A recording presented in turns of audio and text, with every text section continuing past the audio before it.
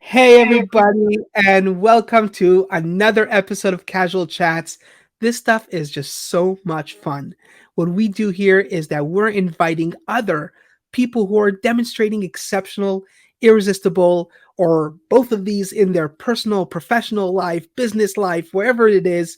We just want to share stories of people who are just absolutely exceptionally irresistible. These are the casual chats. These are just the fun, just having random chats with awesome people like Paul Lemieux right here. He is absolutely incredible. We're so excited to have him and so excited to highlight him. So, Paul Lemieux, thank you so much for taking the time to come and have a chat with us. Yeah, thanks for having me. Sure. It's so awesome. I'm going to read your little bio here and then I just want to go right into who you are, what you are and just have a chat. So, Sounds I'm great. going to pull up your bio right here. It is Lemieux Leadership Solutions equips leaders and their organizations with the tools to bridge the gap between where they are at and where they want to be. Together, they partner up to create a custom program that helps you reach your vision through coaching and corporate training around leadership, communication, and culture. They center everything they do around helping to develop you, your people, and their leadership potential. Absolutely love this. This is awesome. So, Paul, tell us a little bit more about what you do, how you got to it. If there's any journey you want to share with us on, take us on a little Sure. exploration of who you are. Yeah. So I started as a high school Spanish and English teacher, and it's funny. It really has been a journey. It's been almost 2 years since I stepped into the world of entrepreneurship, and I was at this point 10 years into this teaching career where I was tired. I was ready to be done. Even a few months before the pandemic hit, and my wife and I had been talking about transitioning. We have had it on our hearts to run a business for a long time, and we thought, okay, I'm not tenured. If I get rehired, great. We're gonna take that next year, stay stable, and we're gonna start getting ready to launch. If I don't get rehired, we're gonna take that as us being pushed out of the nest, and it's time to fly and time to go. So the pandemic hit, and that's exactly what Mhm. happened. They laid off everyone who was not tenured, Wow. and it actually Wow. worked out in our favor because we were able to receive unemployment benefits for an Mhm. extended amount of time. We ended up getting some of the uh, money from the IRS, for the stimulus checks and that. Sure. We ended up being able to invest like $20,000 into ourselves Wow. within that first 6 or 8 months, which was amazing. We didn't have to touch savings or anything. We just were able to do this. So we both decided to become coaches, my wife and I. Um, we thought we'd be doing something together. We explored a lot of different ideas. We thought about having a storefront where uh, we lived in California. They had it was almost like a co-op, but it was a co-op with great prices. It wasn't like high end prices. It's called Winco. Mhm. We always thought, how cool would it be if we started our own store with bulk food, quality organic food? Oh, We knew wow. where it was sourced, and we had this idea of doing that where we would go as limited packaging as we could, where we had glass jars that we could sterilize and reuse, Mm. and it just that wasn't really where things were going though, and we ended up realizing we love coaching, we love people. So I joined the Maxwell leadership team, and really found my tribe, Wow. which has been an amazing journey. And at the beginning I was just thankful not to be teaching anymore, and through the course I realized I am a teacher and I still have Mm. a heart to teach, but it's just, it looks different. I'm working with people that are seeking out an education, seeking out growth and personal and professional development. And then the Sure. coaching, actually, to my surprise, I didn't know what coaching was when I started. But it Mm. kind of fits, it finishes a circle. I tell people, I've mentored, especially spiritually. I'm a strong Christian. I Mm. taught, I'm a great teacher, but coaching kind of finishes that circle. It's not either. It's really the most empowering of the three, because you're coming Oh, in and you're helping your clients to discover the answers for themselves. Instead of you pouring into an empty vessel, you being the one with all the knowledge and pouring into somebody that needs to be filled, you're coming in as an equal partner, and you're Mm. recognizing, hey, you have all the answers you need. I'm just going to help you to discover those by framing some questions, helping you to see things in a little bit different light than you might not have seen it before. So Yeah. that's the story in a nutshell. No, I love it. This is so great. And I know that we've discovered each other through LinkedIn, and I believe it was like through comments or something like this, through a mutual connection that we have. And I remember reading one of your posts, like, well, one of your comments rather, and I was just like, huh, like, okay. And like I know so many people who've become coaches, throughout the pandemic and throughout all these things. And nothing that it's wrong about it, and it's great. Like, people, I'm a big advocate for people to go out and do their own thing. And I think entrepreneurship is the greatest freedom of it all. But I think that you really hit the nail on the head. Um, I make a difference between the good coaches and the great coaches. Mm, The great coaches are those partners, are those people who are really partnering up with you on your journey, on your life. Because it is your life at the end of the day. It is your life, it is your journey, that's unique to you. And nobody would know what you're going through for real. The only thing I could do as a fellow person, or call me a coach or whatever, is to partner up with you on that journey and kind of like hold your hand or whatever it is throughout, right. because I wish I had that every time I started a business, like, Yes. Right. you know. Right. And that's how I frame it sometimes. Mhm. I'll tell people, imagine the hardest season of your life and how it would have been different had you had somebody to stand alongside of you during Yeah. the course of that season, to help guide you, to help you to stay focused on the big picture, to help you stay positive, and recognize Mhm. the gift in the difficulties. Right. And because I'm in the same place. If I knew about coaching as a teacher, I might still be a teacher, Mhm. because I would have found a coach a long time ago to Right. help me navigate some of these challenges that Sure. educators go through and are going through. Yeah. Yeah. Yeah, no, I totally hear that. And I mean, my business partner Baruch, so he's the same, he's the same thing. Like, he's been a teacher for so long, and then he just found this like other avenue to help with, like, it's a very similar story to what you were sharing, where, hey, I'm much better when people are seeking out education versus, a child being forced to be in school, kind of thing, because his approach is very much, he wants to partner up with the student, for to help them grow and to help them become that better version of themselves, to live that exceptional life. He's the exceptional part of the Exceptionally Irresistible brand. He helps people get to that exceptionalism, living that exceptional life. And I mean, I've seen him in his school, when he's a teacher to the school children.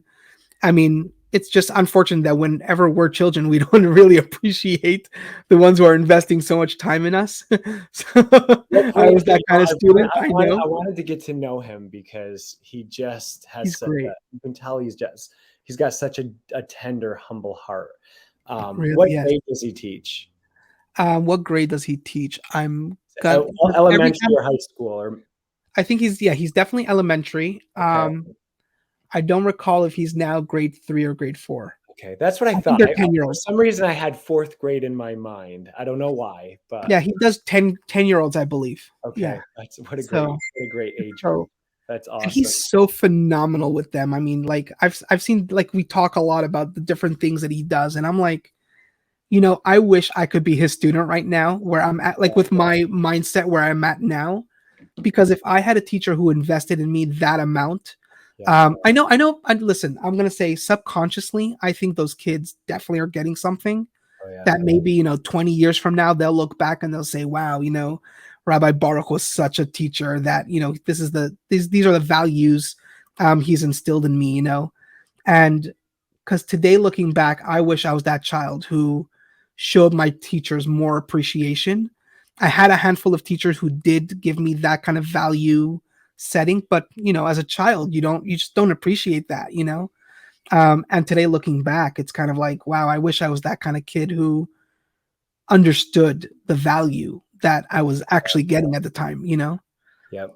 So yeah, I totally that's why I have so much respect for teachers these days. And like, I always vowed I will never be a teacher or anything. And I You know, had it's, I had yeah. it's funny because, on this journey, in really just going after my purpose, my why, I came to this conclusion that, wow, like I'm still doing the same thing that I got into teaching to do. I just realized that, there came a point, I don't remember when it was, that I realized that teaching just, it was like a plug and an outlet, and they didn't match. And Mm, I thought when I got into teaching that it was going to be a match, but it just mm, wasn't, it wasn't a match. And being plugged into the Maxwell leadership team, I even came through a period where I had to question, am I am I called to coach executives? Am I called to coach leaders?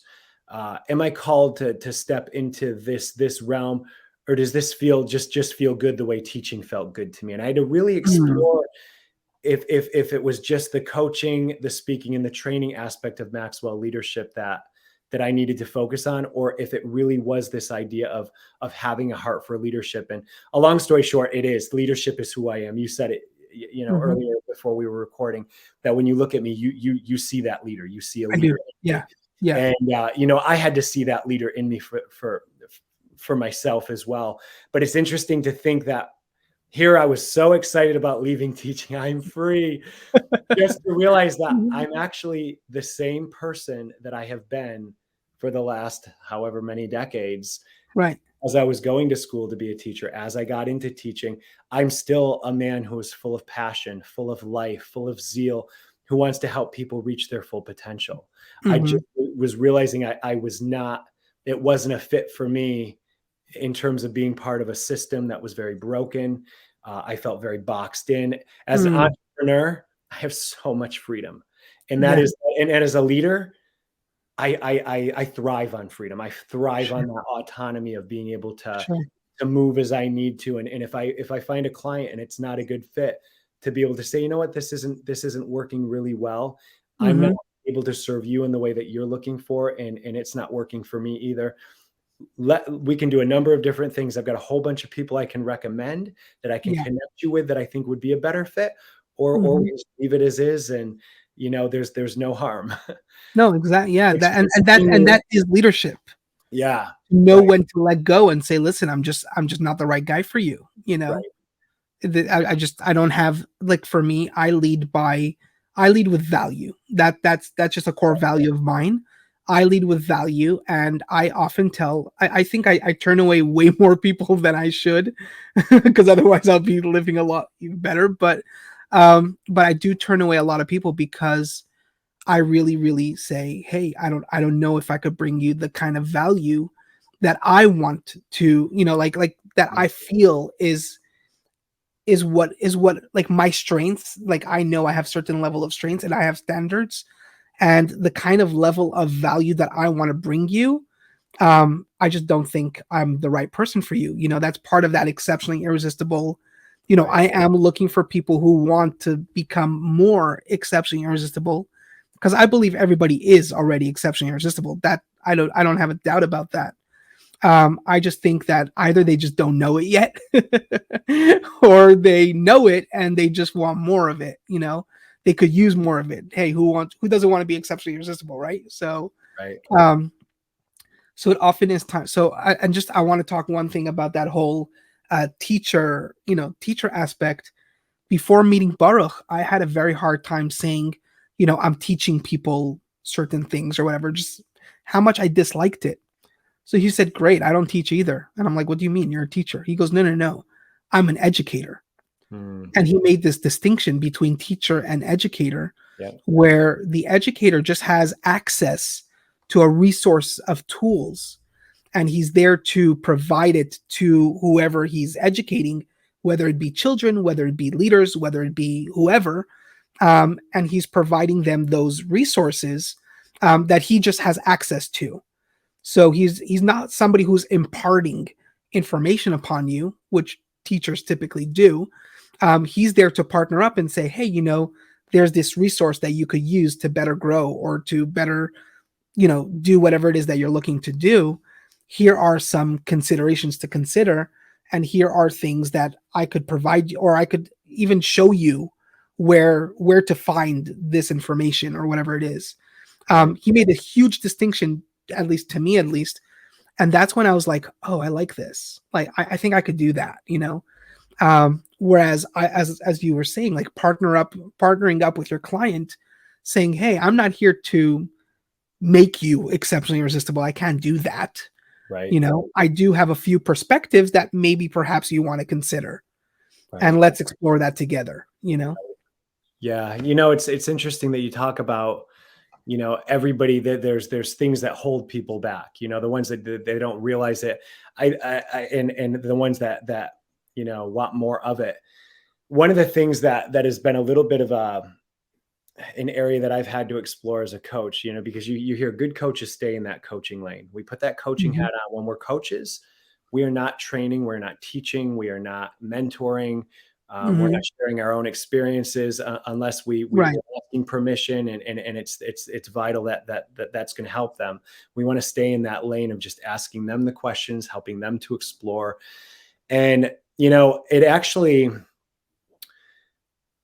there was being a client is incredible also. As a coach, I will always be a client as well. I will always Mhm. have my own coach for a number of different reasons. The obvious is how powerful coaching is. Sure. But there's also the aspect of wanting to become a better coach. And in order to become a better coach, it's not just the coaching that's going to help me get there. It's going to be the understanding of what it's like to be in the client's seat. Mhm. There have been times that I have walked away. I've bawled my eyes out in coaching sessions and wondered, what did that guy hit? I don't know. I Right. don't know why I'm crying right now, but I'm like, Yeah. and them giving me the space that I need. There have been other times where I'm exhilarated and I'm like, wow, I've got this. If I had this 10 years ago, where would I be today? This is going to transform my life. And then there are other times where, how are you feeling? I'm feeling good, and Mhm. nothing exciting, nothing not. And then something hits me a day or two later and I've got processing to do, and it's deep, Mhm. hard. And you're like, wow, some things really opened up through my coach, hearing what was not spoken, hearing Right. the things Right. that were conveyed and communicated non-verbally, through tone, through gestures, through words that I was continuing to say, through their own intuition about, one of the things that I think about was a coach telling me, I don't feel like you're being truly authentic. I feel like you're giving me the answers I want to hear. And I'm thinking, at first, I Mhm. felt a wall of offense going up, and I thought, wait a minute. He's a coach. I'm a coach. He's catching something. I want to give Mhm. I want to give this some thought time. And I let that wall come down, and I said, well, because I'm pretty authentic. My Mhm. heart is out there. Oh, yeah. I share. I'm open. Part of Mhm. my superpower, one of my superpowers is vulnerability as a man, because it releases other men, especially, to step into that realm and be able to share Yeah. openly about what they're struggling with, and to step into things that that they were scared of before. And this was one of those moments. I had to go backpacking for 3 days to process through. It didn't hit me Wow. until the middle of that night that I had actually, my wife kind of helped fully unpack it for me in the middle of that night. And basically it was the fact that I had mentors over my life, spiritual mentors especially, that had poured into me, and I had allowed them to describe their picture of the vision they saw over my life. And I had always tried to fit their picture, the mural that they were painting, Mhm. my own mural, my own picture. Sure. Sure. And I had to go through a grieving process of just really recognizing, wow. But had that coach not called that out, and had I not recognized the power of coaching and taken that wall down right away, I caught it and I brought that wall down. But to come back to this idea of, people needing help to become exceptionally irresistible. As a coach, there are times, as a client as well, where people have said, you just need to take action, Paul. You just need to take action and Hmm. taking action. But I can't take action the way that you're telling me to take action, in terms of whether it may be going out and making cold calls or whatever it is. And I had to realize the hard way that they just didn't have the resources that I needed to Right. help me take those next steps. For me, it was limiting beliefs. And Yes. it was some solid, hardcore limiting beliefs that were actually paralyzing me. And, so I, at that point, realized that, okay, there has to be an educational component with this as well, because there are going to be times that my clients are going to become aware of something and need the tools to help them to get from here over to here. Hmm. And without those tools, that new revelation, that new awareness is only going to cause rumination and introspection, which could Hmm. actually be worse than had they never become aware of it in the first place. And that was Yeah. kind of where I was at. But again, being the client, had I not been the client, I might never have seen what many of my own clients would be going through if I hadn't experienced it myself. Sure. So, I think one thing you spoke about here, and something I would love to highlight is the you being in that. Your number, you know how to be in the passenger seat and in the driver's seat at any given moment. So sometimes you're the coach, sometimes you're the client. That puts you in a very, very unique place. And that whole idea of that authenticity, which comes out of you. I mean, whoever's not following Paul on LinkedIn, get there, because you're going to see the authenticity that comes out of this individual is unbelievable. Um, it really is true. And I see that as, so I tell people this. I tell people, actually, I never planned on ever going into coaching. you know, my direction was very much, I wanted to do real estate investment. That was my big aspiration, my big thing that I wanted to do, which thank God I'm still involved in. But I fell into coaching more because, hey, you have this journey, you went through this experience, and really so many people could benefit from hearing your story and hearing how you overcame these hardships and stuff like this. And that's what kind of propelled me in that direction. Um, but I often tell people, I said, listen, I'm still on my journey. And for the longest time, I didn't want to become a coach because I was like, well, I'm not fully successful. I'm not yet, at that place where, I once saw a meme of like, what is a coach? Is this guy who's at the top of a mountain, who comes down the mountain to those who are starting to climb that mountain, and he wants to like, or I think the meme was more like he's standing on the top of the mountain with this rope pulling up these people or something like this. So to me, it was more like, no, no, no. I'm climbing that mountain, and I'm bringing those people along with me. right. And all I could ever do is I'm going to share with you. Here's my story. Here's what I've done, and here's how I've sort of discovered, or here are what my mentors told me, or here are what I've learned, or here's the books I've read, or here's, and it's really these perspectives that I'm sharing with these individuals. And I'm often telling them, I said, I've hired coaches and I've hired therapists and I've hired these people whom at some point I've outgrown them. That happens in coaching, that happens in therapy, where sometimes you just outgrow, the person who's helping you. Yep. Sometimes you surpass them because of, I don't know, because maybe you're more serious, maybe you're just a quick learner. I mean, I don't know, right? But everybody's so different and everybody's so apart in that kind of way. And I think that's also what makes us so exceptionally irresistible. Yeah. Where if again, as long as we're authentic with who we are, and I think those coaches who do not share too much of their journey, I think it's a disservice to their people. And that's just a personal opinion of my own, but I really do feel that way sometimes. Yeah. Yep. Yep.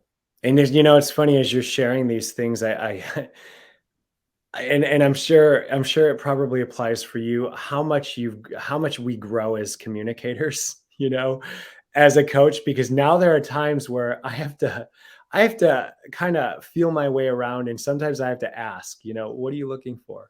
You Oh know, yeah. do you want to be coached? Am I just called to listen today? Do you just need me Right. to comfort Yes. and just know that somebody's here with you? do you need some teaching? Do you want some guidance and some mentorship, and to hear my experiences and gain some advice? Sure.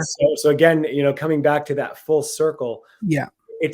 coaching is another amazing tool that you can reach into in terms of your communication. Right. But I love the analogy you gave too. Again, it's leadership, and it's a challenging part of leadership. As leaders, we're typically visionaries. We're go-getters. We are ready to run. It's Hmm. really hard to be patient Yeah. with people. But John Maxwell says it this way: if you want to go fast, go alone. But if you want to Yeah. go far, you need to come down that mountain, and you need to move at a pace where you can take everybody with you. Right. And that's really that just gets my heart excited. It's hard to be patient. Hmm. I can taste that vision. I can taste where we're going. I can see it. I can smell it. I can Hmm. hear the sounds of celebration. Uh, but it's staying in those trenches sometimes, and just continue to be patient as your people are developing, and as they're moving through, to get them to that place. Hmm. I And love then that. and then I Yeah. think, what you said, the idea of them outgrowing you, nobody wants to, there's that ego, and you're like, no, no, I don't want somebody to surpass me, but in a sense, that is where we want to be. I want to like our own children, these Hmm. we're raising up. Let's make our ceiling their floor, and just, we get to grow with them. But if they surpass us, and Hmm. they go off to do greater things, they're still carrying part of our DNA.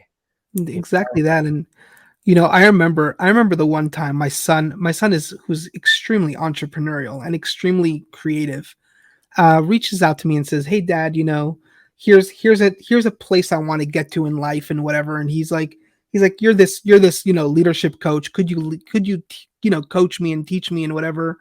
And I'm like, yeah, sure. Here's how you build a business plan, and here's how you do research or whatever. You know what I mean? So I'm helping him, and I'm challenging him. I'm not that simple on him. And he succeeds, and he does it phenomenally well, and he figures out things, and of course where he fails, he calls me. He goes, "Dad, could you help me?" Whatever.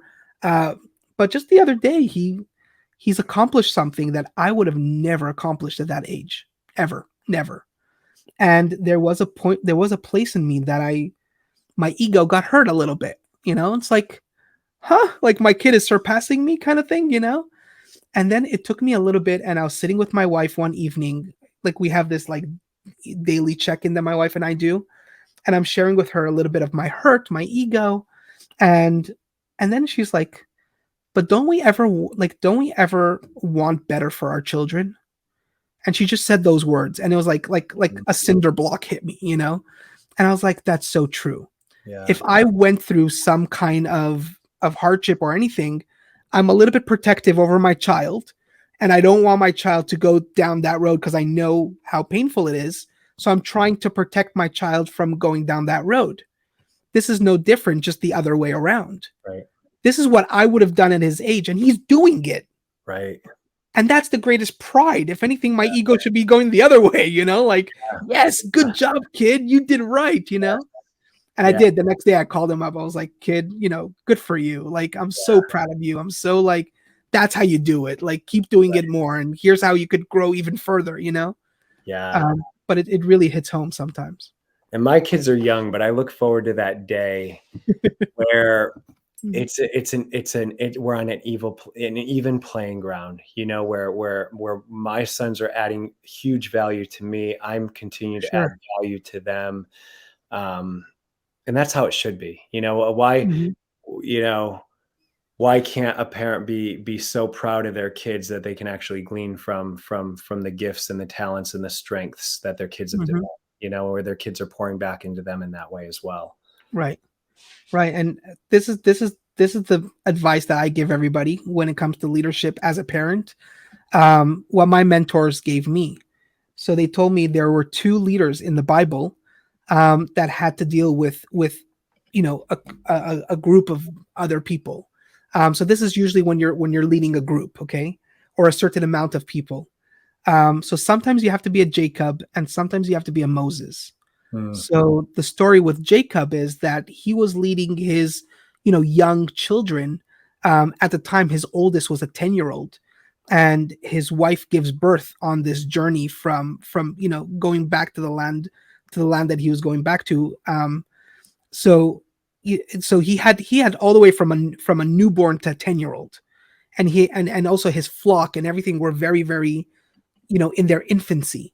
So Jacob, who was a strong individual, a full grown man, could have gone from, I think it was somewhere in Saudi Arabia or something like that. That's where he was spending his time in. I'm not going to give you the biblical names, but he was, I think, somewhere in Saudi Arabia, and he's going back to modern day Israel. And this journey could have taken him relatively short period of time, but he had to go slow for and Yeah. also at the level of these children and these infants that he was going with.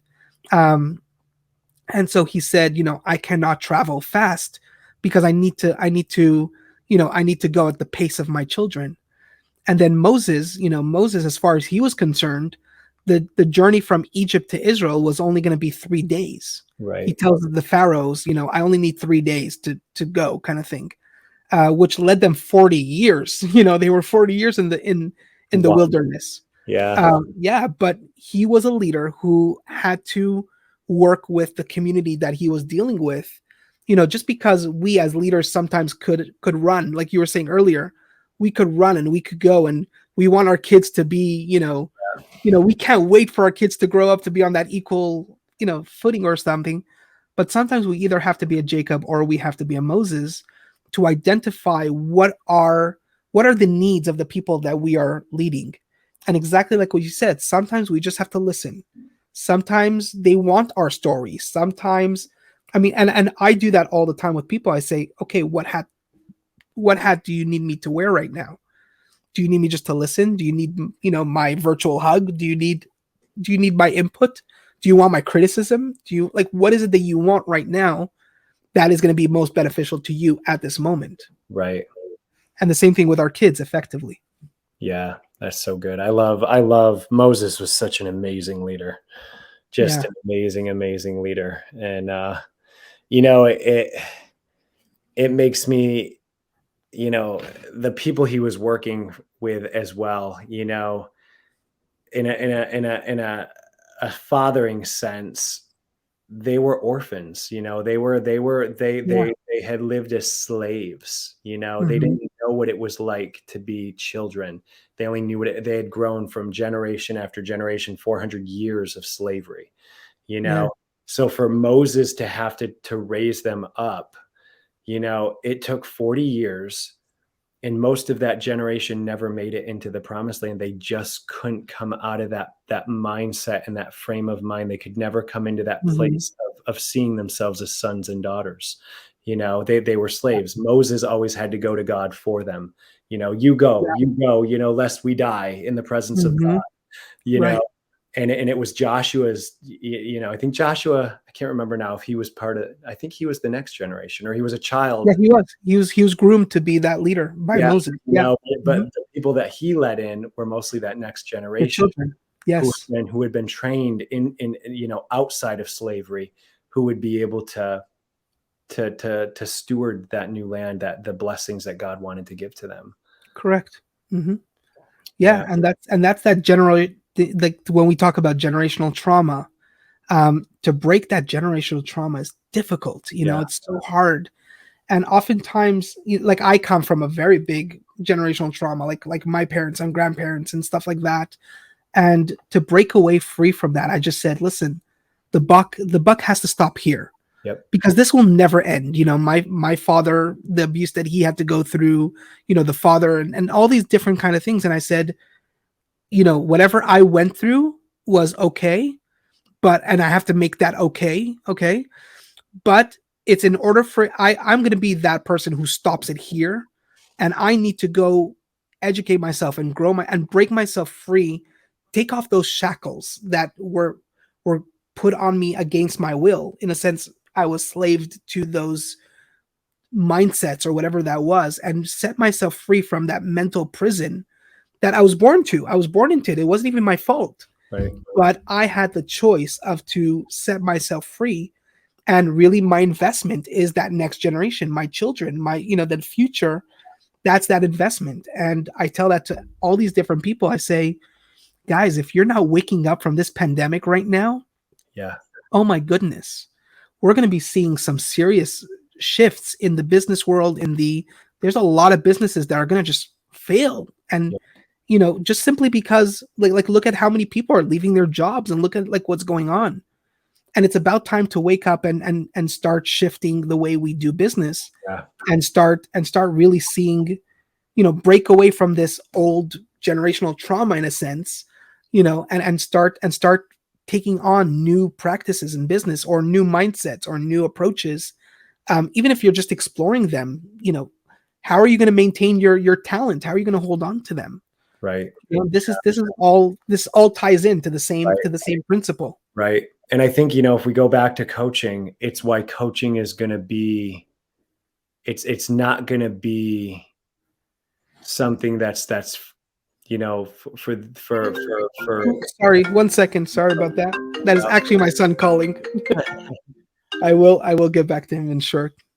Sorry about that. no problem. Talking It's, about our children, you see that?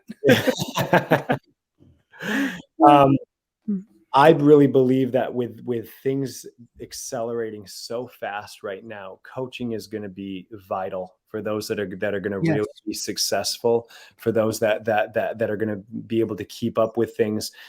I think one thing that I'm very thankful for about this entrepreneurial journey of that my wife and I have been on is it has really trained us to be able to pivot very quickly.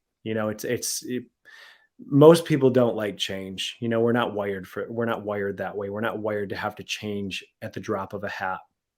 And in the time that we're living in, you look at the things that have happened this year alone, all of the crazy things that just keep happening week after week, month after month, that the uncertainty, the things like that. I think it's so important that we invest time into learning how to be able to pivot and Mm-hmm. keep our focus on what's most important. I think self-care is really, really important for this season.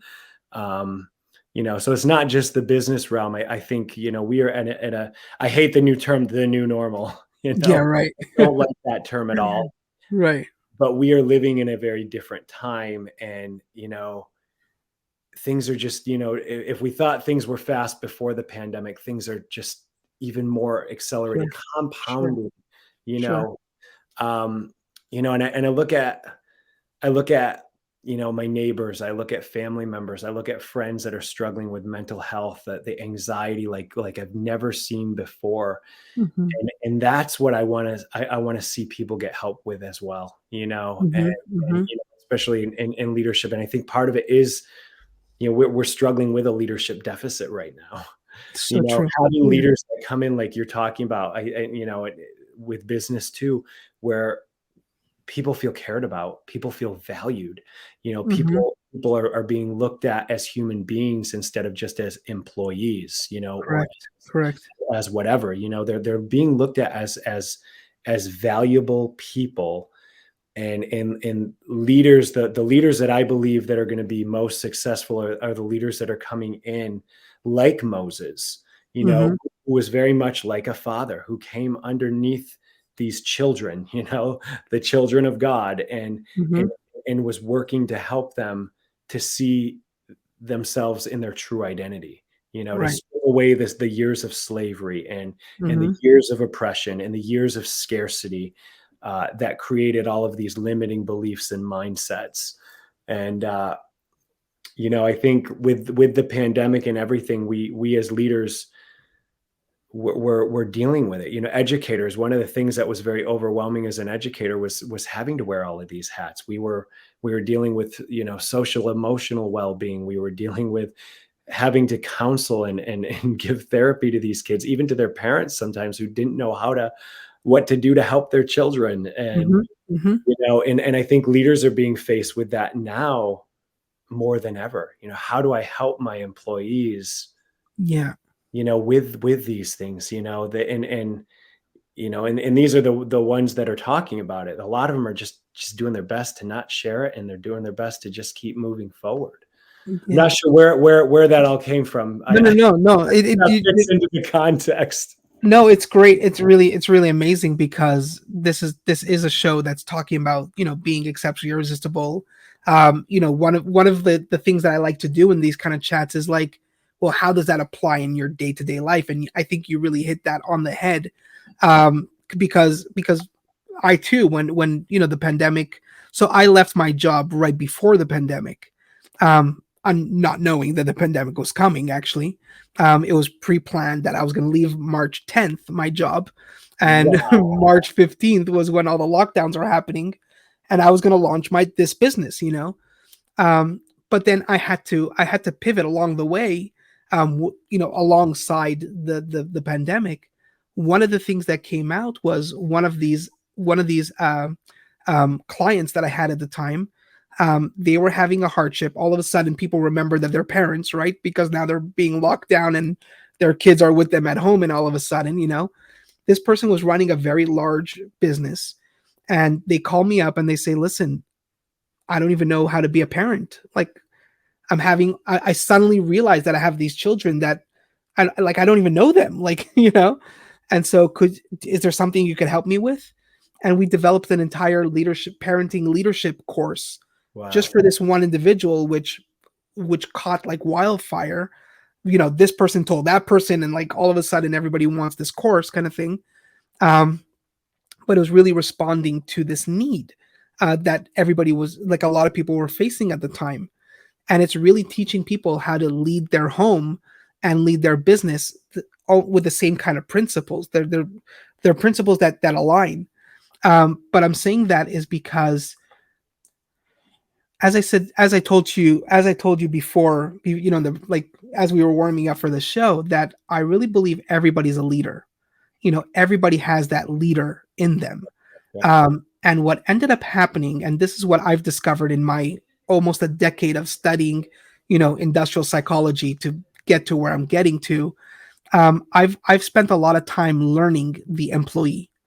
What's the employee's position in the job? And what tends to happen in corporate America is that employee has a lot of similarities to a slave in a sense. Yeah. They don't have a lot of freedom. They don't have, I mean, like a lot, like these parents that all of a sudden realized, hey, I have a spouse at home. Hey, I have kids at home. Hey, I have my own life. I spend all this time working for somebody else, and I'm neglecting all the stuff that I'm working for, in a sense. And so this really hit home to a lot of people throughout the pandemic. And I'm sensing that that's what led to all these people leaving their jobs and Yeah. realizing that I don't need to be a slave anymore to anybody. And the moment leaders start identifying that and providing resources and solutions for that, that's going to make them exceptionally irresistible, and that's going to make them Yeah. so different that they will not have a problem with talent acquisition or Right. talent retention. They just simply won't, because they understand the freedom that they're going to become Moses in a sense Yeah. to their followers. Wow. I've never heard that put in those terms, but you're right. I felt like a slave. I felt Yeah. like there was bondage. They talked Hmm. about the word bondage in Egypt. The Lord deliver us from this bondage. Right. It really was not having time with family. For me, it was like they kept changing my position. So every year I had Yeah. to recreate all brand new curriculum. And I was trying to balance out, you Mhm. know, lesson planning and grading. It was going to be, okay, is it going to be grading tonight or are we going to lesson plan? And it was like Yeah. living in survival mode every single year and not Hmm. feeling like you could ever get good at something. Yeah. So that's well put. Mhm. I definitely agree with that, for me personally. So that's a neat way to look at it. Yeah. And you talked about Mhm. leadership, everybody being leaders. And I get, well, what would we do if there weren't followers though? And I always explain to him, I said, hey, you have to lead yourself. Nobody's going to Mhm. lead That's you it. but That's it. you, unless That's you it. allow people to control you, which you can Mhm. do. But otherwise, if you don't want to be controlled, you are going to have to lead yourself. And Correct. John Maxwell, again, to use John, he says leadership is influence. We all Mhm. influence someone. There's That's right. somebody in our lives who look up to us, who are watching us, even if we don't know they're watching us. I've had to grow in my ability to utilize social media because I was not a social media person before the pandemic, Mhm. before I started my business. I love it, have Sure. absolutely fallen in love with it. I've made connections like you and Mhm. friends, not just Yeah. connections, but friendships, Right. authentic friendships where some of the hardest parts about it being digital is I might never get to hug these people.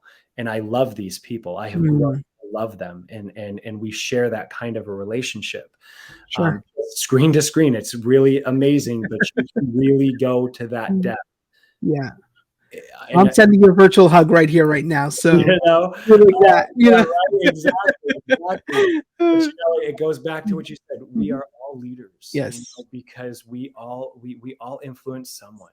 Yeah. And there are people. You may not be getting all those likes, but I'll tell you what, somebody's reading your posts. Somebody's Absolutely. following you because they're curious about you. They want to see, is this guy really all that he's cracked up to be? You know, Mhm. because when they see people like us, to use your phrase, exceptionally irresistible, it's not common to see people who really So walk the true. talk. So when they Mhm. see it, they're like, oh god, is this guy really for real? Right. Right. When Right. they realize that we are for Mhm. real, Yeah. they want to hang with us. They Hey, want what you to see is hang what you get. I'm not changing. I can't help it. out, right? Sorry, guys. Yep, yep, yep. Yeah. Let me ask you the last question, and then we have the wrap up. Sure. If you were, we were talking a lot about inspiration and people that inspire us. Um, if there was one individual that inspired you, and you had the opportunity to have a dinner with them, who would that be and why? Well, I'm going to tell you something, and it's going to come from my faith, but Sure. Mhm. there's a story to it too. The short answer is Jesus. But I Mhm. get to spend time with Jesus every day, every single day, whenever I want. And this is where the story comes in. We had this guy at our church once, and I wanted to just spend time with him. I didn't need him to talk to me, pour into me. I just wanted to be in his presence. Mm. I didn't know why. I just felt like I just need to sit with him, and whatever he carries, just let it just rub off on me a little bit. I just want to be in his presence. So I stepped out and did some things that I typically wouldn't do. Invited myself to my pastor's house. Hey, can I come and join you in the leadership? Mm. And to my surprise, sure, sure. Well, I end up going to their house, and the guy's an introvert, and he just feels Mm. he needs some space. So he doesn't show up. I'm like, dang. So the next day, Mhm. same thing is, hey, can I come over? And my pastor's wife calls me later, sends me a text. Hey, listen, Paul, I'm really sorry. I shouldn't have said yes. So and so it really is an introvert. We want to honor him and just kind of keep it small. So I'm like, man, God, I don't know why this longing is in my heart, but if you want Mm. me to hang with him, you got to do something because I don't know it's not working out what I'm doing. So I'm in worship the last morning. This is Sunday morning now. He's been there this is a third day. He's gonna be preaching the last time, and he's gonna have lunch. I'm like, and I've written it off because you just said you can't come for lunch. So I'm like, I'm not gonna get to hang with him. Mhm. Worshiping, and I clearly hear God say to me, Do you know why you're drawn to him? And without waiting for my response, he says, It's me that you're drawn to. Mm. And he showed me something, Jeremy. There's a measure of God that we each carry, and, Mm. and it's different. There's a measure of him that you carry, and when I'm with you, I get to experience a piece of his nature. Mm. Now, when you're with me, you get to experience a piece of his nature. And we start to identify our giftings. We start to Right. identify things of his nature that just come out of us. For me, it's passion. I'm passionate, Mhm. and I'm a lover. I'm relational. We have a lot of things in Sure. common. But I'll tell you what, ever since that, I shared it with this guy. I said, you know what? I just want to share this story with you. And he gave me a fist pump. He says, you got it, man. You got it. It's not about me. It's That's right. That's right. Jesus to me. And Yeah. but you know, Mhm. I've spent a lot of time with leaders, you know, Christian leaders and other leaders, but the ones that are Christian, I can say that with the ones that have a spiritual belief, that have a higher Mhm. power. Hey, Sure. there's a measure of God that you carry, and I just love being with that part of you. You know, I love, Amazing. you know, That's great. Yeah. long story Mhm. short, the one that I would Mhm. hang out with, that one day I will get to hang out with in his fullness.